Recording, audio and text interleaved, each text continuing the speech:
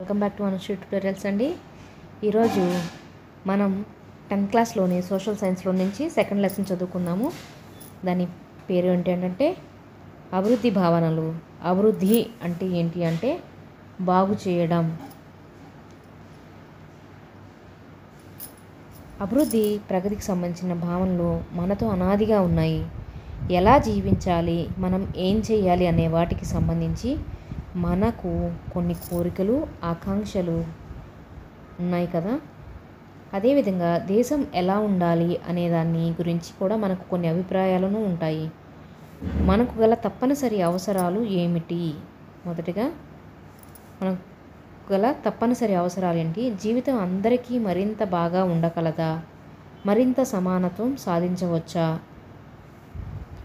అభివృద్ధి అంటే ఇటువంటి ప్రశ్నల గురించి, ఈ లక్ష్యాలను చేరుకునే మార్గాల గురించి ఆలోచించడం. ఇది చాలా సంక్లిష్టమైన పని. ఈ అధ్యాయంలో అభివృద్ధి అంటే ఏమిటో అర్థం చేసుకునే ప్రయత్నం మనం చేద్దాము. అందులో ముందుగా వివిధ రకాల వర్గాల ప్రజల ఆకాంక్షలు.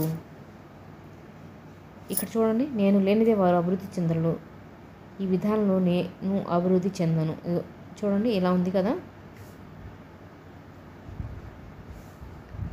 ఇక్కడ చూడండి, వివిధ రకాల వర్గాల ప్రజలు అభివృద్ధి లక్ష్యాలను ఇచ్చారు. భూమి లేని గ్రామీణ కార్మికుల గురించి మనం తెలుసుకోబోతున్నాం ఇప్పుడు. ముందుగా మరిన్ని రోజుల పని, మెరుగైన కూలీ, స్థానిక పాఠశాల తమ పిల్లలకు నాణ్యమైన విద్యను అందించగలగడం, సామాజిక వివక్షత లేకపోవడం, వాళ్ళు కూడా గ్రామంలో నాయకులు కాగలటం. ధనిక రైతులు తమ పంటలకు అధిక మద్దతు ధరల ద్వారా, తక్కువ కూలీకి బాగా కష్టపడే కూలీల ద్వారా అధిక ఆదాయాన్ని ఖచ్చితంగా పొందగలటం, తమ పిల్లలు విదేశాల్లో స్థిరపడటం. ఇది వీరి యొక్క అభివృద్ధి లక్ష్యాలు, ఆకాంక్షలు. వర్షాధార రైతులు వాళ్ళ లక్ష్యాలు ఏముంటాయి? ఈ సంవత్సరం వర్షం బాగా పడి పంట బాగా పండితే చాలు అని వాళ్ళు అనుకుంటారు. భూమి ఉన్న కుటుంబంలో గ్రామీణ మహిళ, పట్టణ ప్రాంతంలో ఉన్న నిరుద్యోగ యువత, పట్టణ ప్రాంతంలోని ధనిక అబ్బాయి స్వేచ్ఛ కావాలని కోరుకుంటాడు. పట్టణ ప్రాంతంలోని ధనిక కుటుంబానికి చెందిన అమ్మాయి తనతో సోదరుడికి లభించే స్వేచ్ఛ తనకి కావాలని, తన జీవితంలో ఏం చేయాలని తానే నిర్ణయించుకోగలాలి, విదేశాల్లో పై చదువులకు చదువుకోవాలి. గనుల తవ్వకం ప్రాంతంలోని ఆదివాసీ ఏమనుకుంటాడు అంటే, తన ఇంటికి ఇలా జరుగుతుంది అని బాధపడుతూ ఉంటాడు. తవ్వకాలు జరుగుతున్నప్పుడు చూసి, తీర ప్రాంతంలో చేపలు పెట్టే వ్యక్తి ఈరోజు చేపలు బాగా దొరికితే బాగుండు అని అనుకుంటాడు.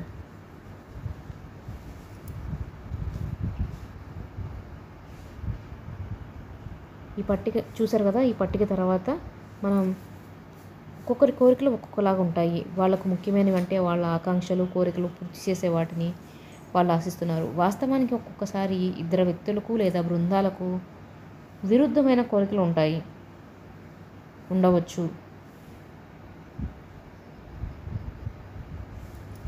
ఒక అమ్మాయి తన సోదరుడికి లభించే స్వేచ్ఛను తనకు కావాలనుకుంటుంది.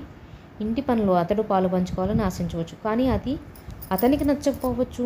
అదేవిధంగా మరింత విద్యుత్ కోసం పారిశ్రామికవేత్తలు మరిన్ని ఆనకట్టలు కోరవచ్చు, కానీ వాటి వల్ల భూములు ముంపునకు గురై గిరిజనుల వంటి నిర్వాసితుల ప్రజల జీవితాలను అల్లకల్లోలం కూడా చేయవచ్చు. వాళ్ళు పెద్ద ఆనకట్టలు నిరసించి తమ భూములకు సాగునీటి అందించేలా చిన్న చెక్ డ్యామ్లు లేదా కుంటలను కూడా కోరుకోవచ్చు. రకరకాల మనుషులకు రకరకాల కోరికలు. చూడండి, ఈ చిత్రంలో మానవాభివృద్ధి చరిత్ర పరిణామ కాలసూచిని పరిశీలిస్తే వేట,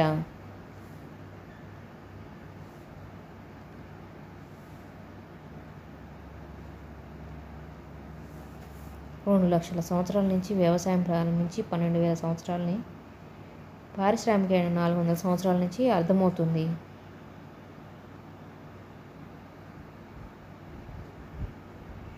ఎవరి అభివృద్ధి?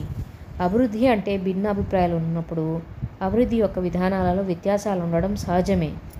ఇప్పుడు చూడండి, తమిళనాడు రాష్ట్రంలో తిరువెన్ని జిల్లాలో కుడంకుళం అణు విద్యుత్ కేంద్రం స్థాపనకు వ్యతిరేకంగా జరుగుతున్న నిరసన ఉద్యమం ఇది. మత్స్యకారులు ఆవాస ప్రాంతాల్లో ఉన్న ప్రశాంత సముద్ర తీరంలో భారత ప్రభుత్వం అణు విద్యుత్ కేంద్రాన్ని స్థాపించి దీని ప్రధాన ఉద్దేశం నిరంతరం పెరుగుతున్న దేశ విద్యుత్ శక్తి అవసరాలు తీర్చడం. ఈ ప్రాంతం ప్రజలు వారి భద్రత, రక్షణ, జీవనోపాధుల పరిరక్షణ కోసం ఉద్యమించారు. దీర్ఘకాల పోరాటం పరిణమించే పరిస్థితి ఏర్పడింది. శాస్త్రజ్ఞులు, పర్యావరణవేత్తలు, సామాజిక ఉద్యమకారులు ప్రజల పక్షాన నిలబడి దీన్ని వ్యతిరేకించారు. మేము అణు విద్యుత్ కేంద్ర స్థాపనకు వ్యతిరేకంగా పోరాటం చేస్తున్నామని మీరు భావించడం వల్లనే మీరు మా ఉద్యమాన్ని ప్రశంసించలేకపోతున్నారు. కానీ దానివల్ల జరిగే వినాశనానికి వ్యతిరేకంగానే మా పోరాటం అనే అభిప్రాయాలు ప్రభుత్వానికి ఉత్తరాల రూపంలో చేరుతున్నాయి. మన తీర ప్రాంతం, దేశం రేడియో ధార్మిక వినాశక ప్రమాదం నుండి రక్షించబడాలని కోరుకుంటున్నాం. ఈ ప్రాజెక్ట్ నిర్మాణాన్ని ఆపి ప్రత్యామ్నాయ ఇంధన వనరుల గురించి ఆలోచించండి. కానీ ప్రభుత్వం మాత్రం ఈ ప్రాజెక్ట్ నిర్మాణానికి తగిన భద్రతా చర్యలను తీసుకుంటున్నామని ప్రకటించి ఉద్యమాలకు అతీతంగా నిర్మాణం కొనసాగిస్తుంది. కాబట్టి చూడండి, 2 విషయాలు స్పష్టంగా ఉన్నాయి. వేరు వ్యక్తులకు వేరు అభివృద్ధి లక్ష్యాలు ఉండవచ్చు. ఒకరి అభివృద్ధి అయినది మరొకరి అభివృద్ధి కాకపోవచ్చు. అది విధ్వంసం కూడా కావచ్చు. అలాగే ఇక్కడ చూడండి, ఒక కింద వార్తాపత్రికలో వచ్చిన దాన్ని ఇచ్చారు. ఒక ఓడ 500 టన్నుల విషపూరిత వ్యర్థాలను చెత్త పడవేసే బహిరంగ ప్రదేశంలోనూ పక్కన ఉన్న సముద్రంలోనూ పారబోసింది. ఆఫ్రికాలోని ఐవరీ కోస్ట్ దేశంలో అబిడ్జాన్ అనే పట్టణంలో ఇది జరిగింది. అత్యంత విషపూరితమైన ఈ వ్యర్థ పదార్థాల నుండి వెలువడిన విషవాయువుల వలన తల తిప్పడం, చర్మంపై దద్దుర్లు, స్పృహ పడిపోవటం, విరోచనాలు వంటి సమస్యలు ఏర్పడ్డాయి. 1 నెల రోజుల్లో 7 చనిపోయారు. 20 మంది ఆసుపత్రిలో ఉన్నారు. విష ప్రభావానికి గురైన లక్షణాలకు 20,000 మంది చికిత్స పొందారు. లోహాల ముడి చమురుల్లో వ్యాపారం చేసే ఒక బహుళజాతి కంపెనీ తన ఓడలోని వ్యర్థ పదార్థాలను పడేయటానికి ఐవరీ కోస్ట్కు చెందిన ఒక స్థానిక కంపెనీతో కాంట్రాక్ట్ కుదుర్చుకుంది.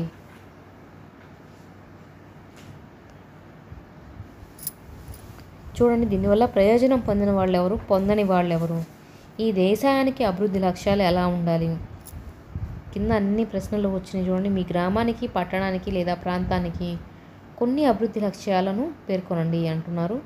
ప్రభుత్వానికి అణు విద్యుత్ కేంద్రాలలో నివసించే ప్రజలకు మధ్య గల వివాదాలు ఇవి. ఇక్కడ ఆదాయం, ఇతర లక్ష్యాలు, అభివృద్ధి, మనం భవనంలో ఆదాయం, ఇతర లక్ష్యాలు. ఇక్కడ చూడండి, ప్రజలు క్రమం తప్పకుండా పని మెరుగైన కూలి, తమ పంటలు, ఇతర ఉత్పత్తులకు మంచి ధర వంటివి కోరుకుంటున్నారు. మరో విధంగా చెప్పాలంటే వాళ్ళు మెరుగైన ఆదాయాలను కోరుకుంటున్నారు.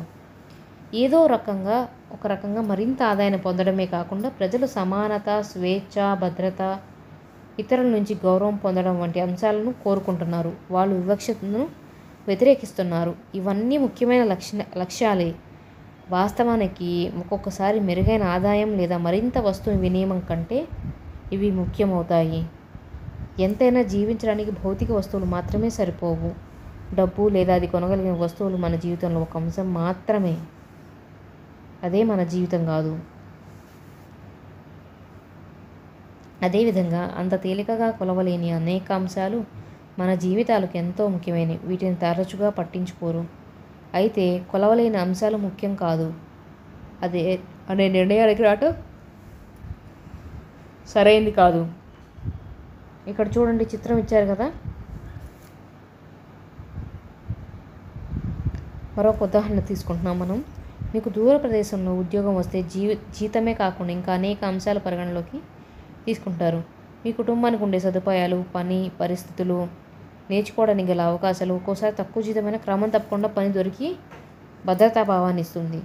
అలాగే రోజువారీ పనికి వెళ్ళే వాళ్ళు ఉంటారు. వాళ్ళకి ఎటువంటి సెక్యూరిటీస్ ఉండవు. అయినా కానీ ఒక్కోసారి నెలలో కొన్ని రోజులు మాత్రమే వారికి పని లభిస్తుంది, మిగతా రోజులు పని ఉండదు. మరి వాళ్ళు ఎలా ఉండగలరు?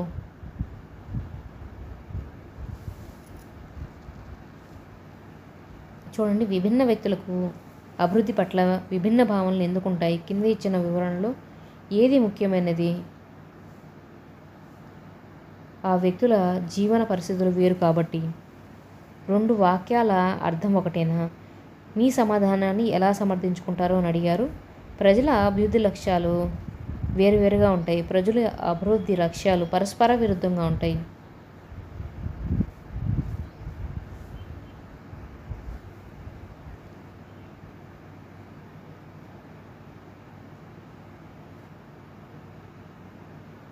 జీవితంలో ఆదాయం కంటే ముఖ్యమైన ఇతర అంశాలు కొన్ని ఉదాహరణలు ఇవ్వమంటున్నారు. మన చుట్టూ ఉండే వాళ్ళందరితోటి సంతోషంగా ఉండడమే ఆదాయం కంటే కూడా ముఖ్యం. ఇక్కడ చూడండి, వేరు వేరు దేశాలను లేదా రాష్ట్రాలను ఎలా పోల్చుతూ ఉంటున్నారు. వేరు వేరు వస్తువులను పోల్చినప్పుడు వాటి పోలికలు ఉండవచ్చు, తేడాలు ఉండవచ్చు, లేదా ఏ అంశాల ఆధారంగా వాటిని పోలుస్తావు.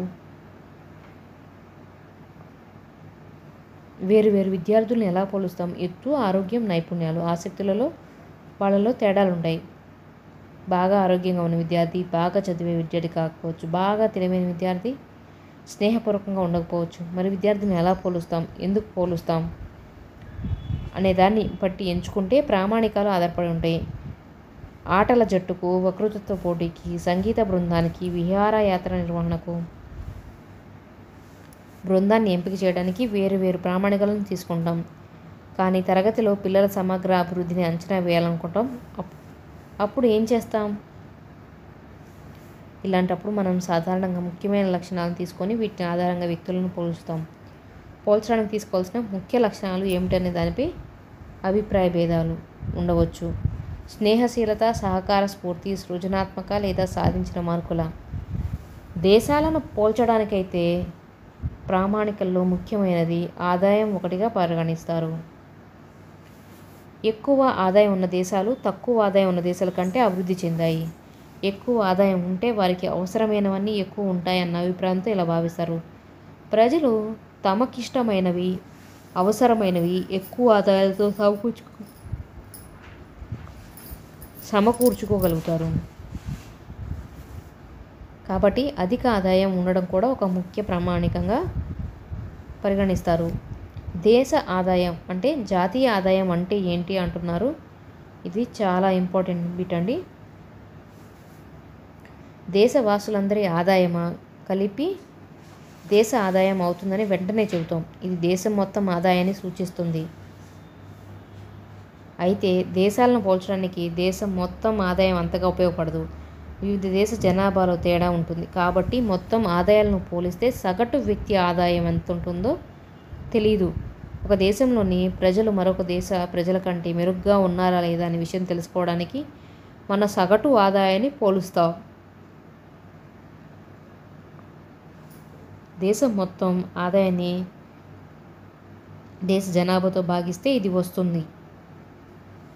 సగటు ఆదాయాన్ని తలసరి ఆదాయం అని కూడా అంటారు. దేశాలను వర్గీకరించడానికి ప్రపంచ బ్యాంకు తన ప్రపంచ అభివృద్ధి నివేదికలో ప్రామాణికాన్ని ఉపయోగించింది. 2012 సంవత్సరానికి $12,600 అమెరికన్ డాలర్లు లేదా అంతకంటే ఎక్కువ తలసరి ఆదాయం ఉన్న దేశాలను ఒక అధిక ఆదాయ దేశాలు లేక ధనిక దేశాలు అంటారు. అదేవిధంగా 2012 $1,035 కంటే తక్కువ తలసరి ఆదాయం ఉండే దేశాలను తక్కువ ఆదాయ దేశాలుగా నిర్ణయించారు.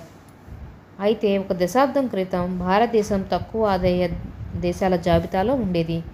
చాలా ఇతర దేశాల కంటే భారతదేశ తలసరి ఆదాయం వేగంగా పెరగడంతో దాని స్థానం మెరుగుపడింది. భారతదేశ ప్రజల ఆదాయం పెరుగుదల గురించి తర్వాత అధ్యాయంలో చదువుకుందాము. ఇక్కడ పశ్చిమ ఆసియా దేశాలు మరికొన్ని చిన్న దేశాలు మినహా ధనిక దేశాలను సాధారణంగా అభివృద్ధి చెందిన దేశాలని అంటారు. పోలిక ఎలాగంటే సగటు ఉపయోగకరంగా ఉన్న అది ప్రజల మధ్య అంతరాలను వెల్లడి చేయదు. ఉదాహరణకు గా అనే 2 దేశాలను తీసుకుందాము. సంక్లిష్టంగా లేకుండా ఉండడానికి 2 దేశాల్లోని 5 ప్రజలను ఉన్నారనుకుందాం. చూడండి, వాళ్ళ నెలకి ఆదాయాన్ని బట్టి సగటు నిర్ణయించిపోతుంది కదా. ఏది ధనిక దేశం, ఏది పేద దేశం అనేది.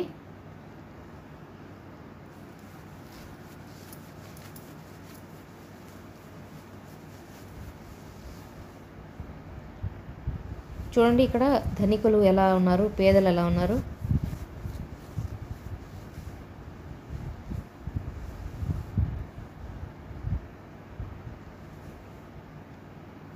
అభివృద్ధికి సగటు ఆదాయం ముఖ్యమైన ప్రామాణికమని ఎందుకంటున్నారు వివరించండి అంటున్నారు. కొంతకాలంగా ఒక దేశ సగటు ఆదాయం పెరుగుతుందని గణాంకాలు చెబుతున్నాయని అనుకుందాం. సమాజంలోని అన్ని వర్గాల ప్రజలు జీవితం మెరుగైందని దీని ఆధారంగా చెప్పగలమా? చూడండి, ఆదాయం, ఇతర ప్రామాణికాలు. వ్యక్తులను, ఆకాంక్షలను, లక్ష్యాలను చూసినప్పుడు మెరుగైన ఆదాయమే కాకుండా భద్రత, ఇతరులతో గౌరవింపబడడం, సమానంగా చూడబడటం, స్వేచ్ఛ వంటి లక్ష్యాలు కూడా ఉన్నాయని తెలిసింది. అదేవిధంగా ఒక దేశం లేదా ఒక ప్రాంతం గురించి ఆలోచించేటప్పుడు సగటు ఆదాయమే కాకుండా ఇతర ముఖ్యమైన ప్రామాణికాలు కూడా ఉన్నాయని తెలుస్తుంది.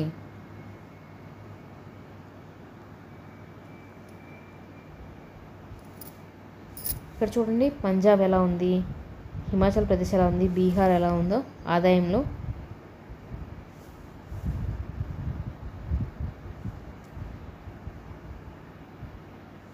ఇక్కడ శిశు మరణాలు అంటున్నారు. చూడండి, కొన్ని రాష్ట్రాలు ఇచ్చారు. ఇక్కడ 3 రాష్ట్రాలు. ప్రతి 1000 మందికి 2006లో ఎంత ఉంది, అలాగే ఎంతమంది చదువుకుంటున్నారు, నికర హాజరు శాతం ఎంతమంది అనేది ఇక్కడ ఇచ్చారు పట్టికలో.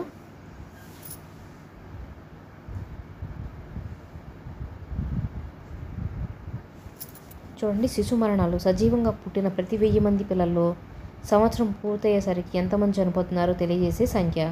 అక్షరాస్యత శాతం అంటున్నారు. 7 సంవత్సరాలు అంతకు మించి వయసున్న వాళ్ళలో అక్షరాస్యతను తెలియజేస్తుంది. నికర హాజరు శాతం 6 నుంచి 17 ఏళ్ల వయసు వరకు పిల్లల్లో బడి హాజరవుతున్న పిల్లల శాతం. చూడండి, హిమాచల్ ప్రదేశ్లో పుట్టిన ప్రతి 1000 మంది పిల్లల్లో 36 మంది పిల్లలు సంవత్సరం వయసు పూర్తి కాకుండా చనిపోతున్నారని పట్టిక ద్వారా తెలుస్తుంది. పంజాబ్లో వీరి సంఖ్య 42 ఉంది. నికర హాజరు కూడా ఇదే మాదిరిగా కనిపిస్తుంది. బీహార్లో సగం మంది పిల్లలు బడికి వెళ్ళడం లేదు. తర్వాత ప్రజా సదుపాయాలు. పంజాబ్లోని సగటు వ్యక్తి ఆదాయం హిమాచల్ ప్రదేశ్లోని సగటు వ్యక్తి ఆదాయం కంటే ఎక్కువ ఉన్నప్పటికీ కొన్ని కీలక రంగాలలో వాళ్ళు ఎందుకు వెనకబడి ఉన్నారు? మీ జేబులో డబ్బు ఉన్నప్పటికీ బాగా జీవించడానికి అవసరమైన వస్తువులు, సేవలు అన్నింటినీ మీరు కొనుక్కోలేకపోవచ్చు. అంటే పౌరులు ఉపయోగించుకోగలిగే భౌతిక వస్తువులు, సేవలను కేవలం ఆదాయం సూచించలేదు. ఉదాహరణకు, మీకు డబ్బు కాలుష్యం లేని వాతావరణం కొనివ్వలేదు, లేక కల్తీ లేని మందులు దొరుకుతాయన్న హామీ ఇవ్వలేదు. మహా అయితే మీరు ఇప్పుడు ఉండే ప్రాంతానికి మారగలిగారంతే. మీ ప్రాంతంలోని ప్రజలందరూ నివారణ చర్యలు చేపడితే తప్పించి డబ్బు మిమ్మల్ని అంటురోగాల నుంచి రక్షించలేకపోవచ్చు.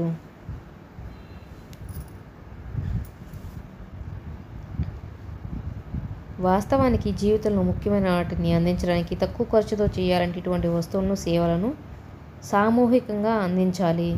ప్రతి ఇంటికి వేరువేరుగా భద్రతా సిబ్బంది ఉంటే తక్కువ ఖర్చుతో అవుతుందా?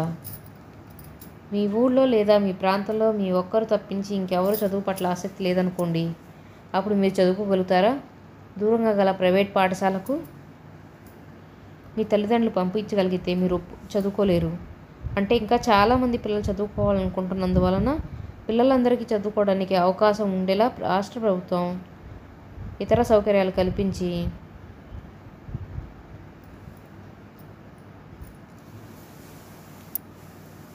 సమాజం అవసరమైన సౌకర్యాలు కల్పించకపోవడం వల్ల పిల్లలు, ప్రత్యేకించి ఆడపిల్లలు ప్రాథమికోన్నత చదువు గురించకపోతున్నారు. కొన్ని రాష్ట్రాల్లో మౌలిక ఆరోగ్య సదుపాయాలు, విద్యుత్ సౌకర్యాలు తగినంతగా ఉన్నందున అక్కడ శిశువు మరణాలు తక్కువగా ఉన్నాయి. అదేవిధంగా కొన్ని రాష్ట్రాల్లో ప్రజా పంపిణీ వ్యవస్థ బాగా పనిచేస్తుంది. అటువంటి రాష్ట్రాల్లో ఏదైనా పౌర సంఘ సరఫరాల దుకాణం సరిగా పనిచేయకపోతే అక్కడి ప్రజలు సరిచేయించుకోగలుగుతున్నారు. ఇటువంటి రాష్ట్రాల్లో ప్రజలు ఆరోగ్యం, పోషకాహార స్థాయి మెరుగ్గా ఉండే అవకాశాలు కూడా ఉన్నాయి. చూడు, మానవ అభివృద్ధి నివేదిక. ఆదాయ స్థాయి ముఖ్యమైనప్పటికీ అభివృద్ధిని సూచించడానికి అదొక్కడే సరిపోదని గుర్తించిన తర్వాత ఇతర ప్రామాణికాల గురించి ఆలోచించడం మొదలు పెడతాం. ఇటువంటి ప్రామాణికాల జాబితా చాలా పెద్దగా ఉంటే అవ్వదని అప్పుడు అది అంతగా ఉపయోగపడదు. చాలా ముఖ్యమైన అంశాలు చిన్న జాబితా కావాలి. కేరళ, పంజాబ్ను పోల్చడానికి ఉపయోగించిన ఆరోగ్యం, విద్యా సూచికలు ఎంతో ముఖ్యమైనవి. గత దశాబ్ద కాలం నుంచి అభివృద్ధికి కొలమానంగా ఆదాయంతో పాటు ఆరోగ్యం, విద్యా సూచికలను కూడా విస్తృతంగా ఉపయోగిస్తున్నారు. ఉదాహరణకు ఐక్యరాజ్య సమితి అభివృద్ధి కార్యక్రమం ప్రచురించిన మానవ అభివృద్ధి నివేదిక దేశాలను ప్రజల విద్యాస్థాయి, ఆరోగ్య స్థితి, తలసరి ఆదాయాలను బట్టి పోల్చుతుంది. మానవాభివృద్ధి నివేదిక 2013 భారతదేశం, దాని పొరుగు దేశాలకు సంబంధించి కొన్ని గణాంకాలను పరిశీలిస్తే ఆసక్తికరంగా ఉంటుంది.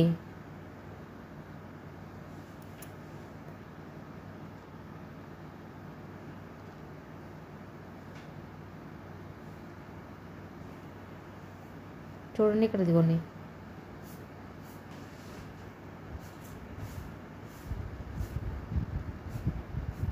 తర్వాత పురోగతి, అభివృద్ధి. మానవ అభివృద్ధి సూచికలలో కొన్ని దేశాలను మరికొన్ని దేశాల కంటే ముందున్నాయని చూసాం. అదేవిధంగా రాష్ట్రం లోపల తేడాలు ఉన్నప్పటికీ కూడా కొన్ని రాష్ట్రాలు మానవ అభివృద్ధి సూచికలలో ముందున్నాయి. కొన్ని జిల్లాలు మిగిలిన జిల్లాల కంటే ముందుండవచ్చు. పోలికలు, స్థానాలకు వాటంతటా అవి ఏ ఉపయోగం లేదని గుర్తుంచుకోండి. ప్రాంతాల కంటే వెనుకబడి ఉన్నాయని అర్థవంతంగా ఆలోచించగలిగితేనే ఇవి ఉపయోగపడతాయి. మానవ అభివృద్ధి సూచికలలో దిగువన ఉండడం ప్రజల జీవితాల్లోని కొన్ని అంశాలపై దృష్టి కేంద్రీకరించగలనని సంకేతాన్ని ఇస్తుంది. కొన్ని రాష్ట్రాలు ఇతర రాష్ట్రాల కంటే ముందు ఎందుకు ఉన్నాయో ప్రశ్నించుకోవచ్చు. ఉదాహరణకి హిమాచల్ ప్రదేశ్లోని ప్రజలు సగటు మిగిలిన రాష్ట్రాల కంటే ఎక్కువ చదువుకోవడానికి కారణం ఏమిటి?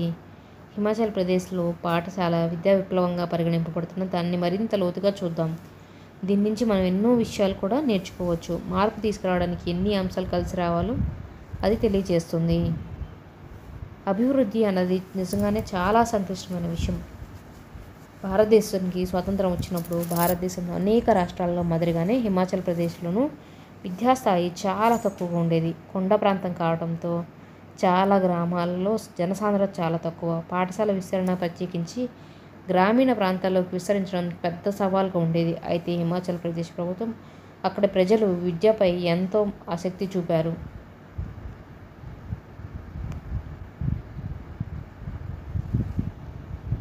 చూడండి, ప్రతి విద్యార్థిపై రాష్ట్ర ప్రభుత్వాలు సగటున ₹1,049 ఖర్చు పెడుతుంటే హిమాచల్ ప్రదేశ్ ₹2,005 ఖర్చు పెడుతుంది. విద్యకు అత్యధిక ప్రాధాన్యతనివ్వడం వల్ల మంచి ఫలితాలు ఇస్తాయి. పాఠశాల విద్యపై 1996లోనూ తిరిగి 2006లోనూ క్షుణ్ణంగా సర్వే చేసి ఇలా పేర్కొన్నారు. హిమాచల్ ప్రదేశ్లోని పిల్లలు చాలా ఉత్సాహంగా బడికి వస్తారు. అధిక శాతం మంది పిల్లలు వాళ్ళ పాఠశాల అనుభవంతో ఎంతో సంతోషదాయకంగా ఉంటుంది. చంబా గ్రామంలో 4వ చదువుతున్న నేహా టీచర్ మిమ్మల్ని ప్రేమతో చూస్తారు, పాఠాలు బాగా చెబుతారు అని పేర్కొంది. ఇంకా పై తరగతులు చదవాలని, పోలీసులు, శాస్త్రజ్ఞులు, టీచర్లు కావాలని పిల్లలు కోరుకుంటున్నారు. ప్రాథమిక తరగతుల్లో హాజరు శాతం చాలా ఎక్కువగా ఉంది. పై తరగతుల్లో కూడా హాజరు బాగానే ఉంది. పాఠశాల విద్యార్థులు 15 సంవత్సరాలు గడపడం అనేది హిమాచల్ ప్రదేశ్లో పిల్లలకు నియమంగా మారిపోయింది.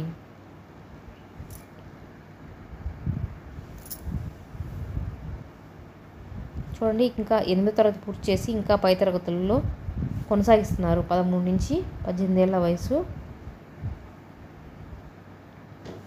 అత్యధిక శాతం అన్నమాట. దీని అర్థశాస్త్రం పురుషుల్లో హోదాలలో తేడాలు లేవని కాదు. ఇతర ప్రాంతాల్లో ప్రత్యేకించి ఉత్తర భారత రాష్ట్రాలు పోలిస్తే చాలా తేడాలు తక్కువ. లింగ వివక్షత తక్కువగా ఉండడం ఆశ్చర్యం కలిగించవచ్చు. విద్యలోనే కాకుండా దీనిని ఇతర రంగాలను చూస్తాము. ఇతర రాష్ట్రాలకు పరిస్థితికి విరుద్ధంగా హిమాచల్ ప్రదేశ్లో పుట్టిన కొన్ని నెలల్లోనే చనిపోయే పిల్లలు మగపిల్లల కంటే ఆడపిల్లల సంఖ్య తక్కువ. దీనికి కారణం హిమాచల్ ప్రదేశ్లోని మహిళలు ఇంటి బయట ఉద్యోగాలు చేస్తున్నారు. బయట ఉద్యోగాలు చేసే మహిళలు స్వతంత్రంగా ఉంటారు.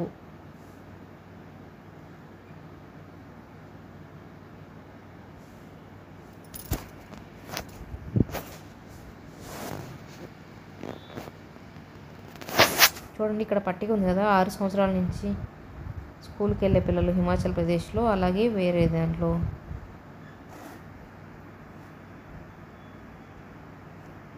సారాంశం: అభివృద్ధి లక్ష్యాలతో వైవిధ్యం ఉన్న వాటి సాధన మార్గాలు వేరైనా అవి అభివృద్ధిలో భాగమే అవుతాయి. అభివృద్ధి ప్రస్తావన వచ్చినప్పుడు ఎవరి అభివృద్ధి ముఖ్యం అన్నదే ప్రశ్న.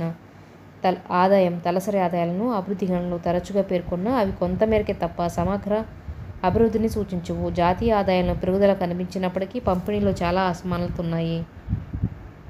ఆరోగ్య, విద్య, సామాజిక సూచికలను పరిగణనలోకి తీసుకురావడంతో మానవాభివృద్ధి భావనను విస్తృతమైంది. అందరికీ మెరుగైన విద్య, ఆరోగ్యం ప్రభుత్వం ద్వారా మాత్రమే సాధ్యపడుతుంది. సరైన రీతిలో ప్రజా సౌకర్యాలు కల్పించినప్పుడే అసమానతలు తగ్గి సమానత్వ దిశలో వేగంగా పురోగమిస్తాయి. ఇక్కడ కీలక పదాలు ఏంటి అంటే తలసరి ఆదాయం, total population by total income divide చేస్తే వచ్చేది తలసరి ఆదాయం. మానవాభివృద్ధి, ప్రజా సదుపాయాలు, విద్య, ఆరోగ్య సూచికలు,